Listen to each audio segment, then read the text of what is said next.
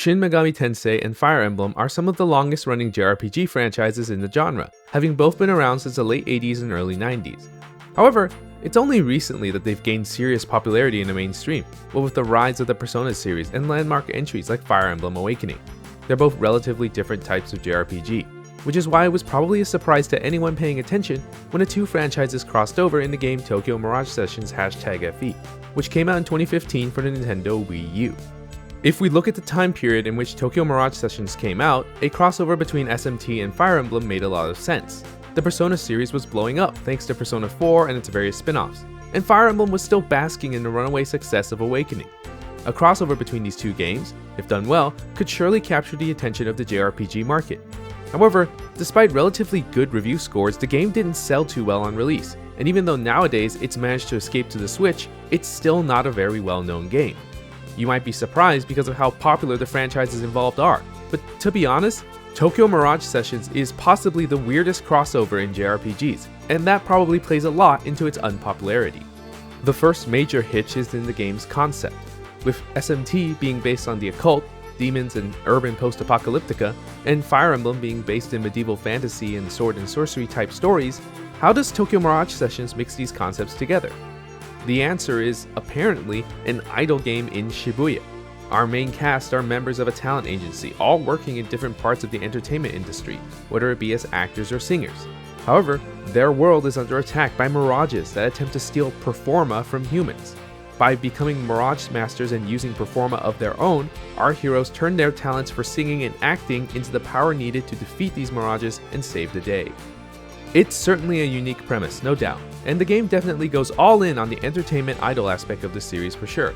But if we're honest, it doesn't really look like either SMT or Fire Emblem. Anything Fire Emblem is relegated to the mirages, while the human characters are meant to represent the SMT side.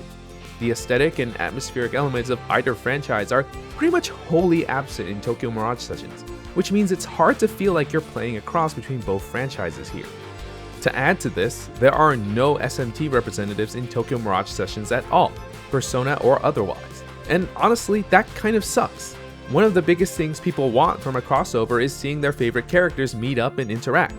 Fire Emblem, of course, has a humongous roster of characters to pull from, and while SMT doesn't have a lot in the way of human characters, outside of Persona of course, it does have a lot of demons and monsters that are as iconic to the franchise as anyone else. If you were someone who wanted to see characters from those two worlds clash, this was definitely disappointing news for you.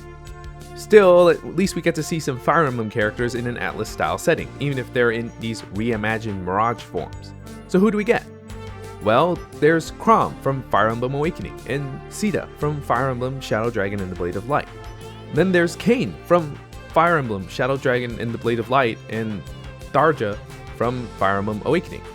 Oh, the bosses are usually Fire Emblem characters as well, like Aversa from Fire Emblem Awakening. Okay, I think I'm starting to see a pattern here.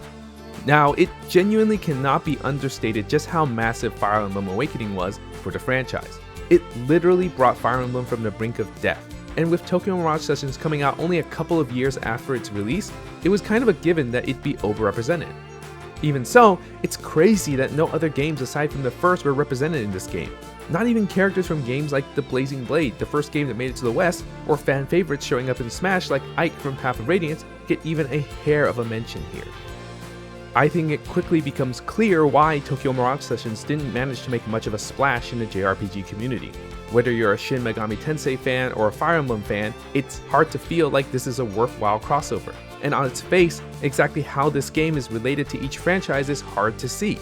The game still has its fans, of course, but for the mass majority, Tokyo Mirage Sessions is just this weird side game that's pretty easy to ignore.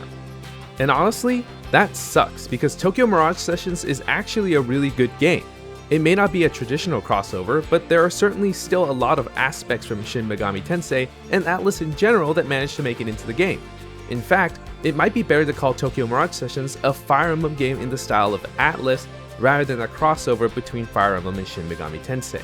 At the very least, it wouldn't have misled so many fans that thought they were getting the latter. The moment you start playing the game, you can very quickly see common elements from Atlus. The urban setting and the mirages are pretty open parallels to Persona for one. However, the one part of the game that carries the most of Atlus's DNA is the combat. Tokyo Mirage Sessions is turn-based of course, like any great Atlus game. But it isn't just simple turn-based combat. Atlus loves to throw extra mechanics to spice things up, and in the case of TMS, it's the session mechanic. The session mechanic works like this. Whenever you hit an enemy's weak point, your party members can follow up with an extra attack. You start off with some fairly simple chains at first, but as time goes on and your party members learn more skills, you can eventually start making some really long chains, turning a single attack into a long combo. It's a simple mechanic, but it's one that makes combat a lot more interesting just by its existence. Of course, for a character to join or start a session, they have to have the right skills for that, which is where Unity comes into play. Unity allows your Mirage, which basically functions as your weapon, to transform into different forms. Each form grants your characters not only greater power, but also new skills to learn, and with more skills, the more options you have for sessions. However, your skills are limited, and you can only have a handful of them at any time. The balance of making sure you're learning new skills and ensuring you're able to link sessions between your party members is core to TMS's combat, and it makes each fight feel very satisfying. I suppose it may not be the most compelling reason to check out the game. After all, one of TMS's biggest criticisms is the story, something that most JRPG connoisseurs would consider very important. Now, the game does try to do a lot to flesh out the major characters, but unless you have a specific tolerance for the idol industry and very cliche anime tropes, you might bounce off of it nevertheless. There are a few Fire Emblem-y plot points that pop up in the more fantastical elements of the story, but in the overall, much of the story is very mundane and by the numbers, something I can't deny or refute. In the long run though, you're going to be spending much more time with the gameplay than you are with the story, and even that still has some fun sequences and moments here and there. When you consider that this is probably the only way anybody will be able to experience the session mechanic, I think that alone makes it worth it, at least for the more adventurous JRPG fan. Tokyo Mirage Sessions is a weird crossover for sure, but I do think it is very underrated. Still, maybe you might not feel the same about TMS, or maybe you could think of another JRPG crossover that deserves more attention. Either way, feel free to leave a comment down below. I'd love to see what anyone else thinks on the subject. Subscribe if you want to see what videos I've got coming up next. This was a video from Square One, and thanks for watching.